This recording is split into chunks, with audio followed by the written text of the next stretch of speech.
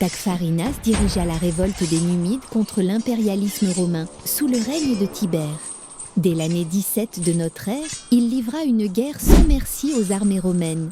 Cette lutte indépendantiste dura 8 années. Le guerrier Masipsa combattit à ses côtés. Malgré les demi-défaites de Tacfarinas, la guerre sanglante entre les Numides et Rome ne prit fin qu'en l'année 24, dans la bataille que lui livra le proconsul Donabella à Thala, où Tacfarinas s'est donné la mort pour ne pas se rendre à l'ennemi. Voici une lettre de Tacfarinas à Juba II, roi de la Maurétanie césarienne, lui demandant de s'allier et combattre Rome avec lui. Une demande rejetée par Juba II, qui est resté fidèle à l'empereur romain Tibère. Qu'as-tu à faire avec les Romains, dis-moi? Ton père a perdu son trône au cours de leur dispute. Toi, ils t'ont enchaîné pour te montrer, esclave, devant le char de César. Et tu nommes Césaréa ta capitale. Tu ne crois pas que ton sacrifice a assez duré? Et libre celui qui veut l'être?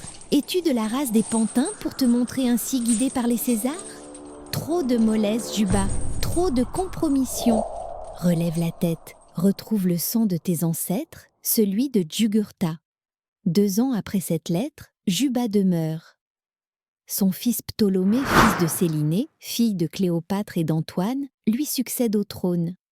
Invité par Caligula à Rome pour les festivités de son investissement comme nouvel empereur.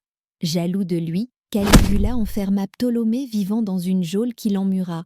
Ensuite, on n'a plus entendu parler de l'enfant de Juba II et la fille de Cléopâtre,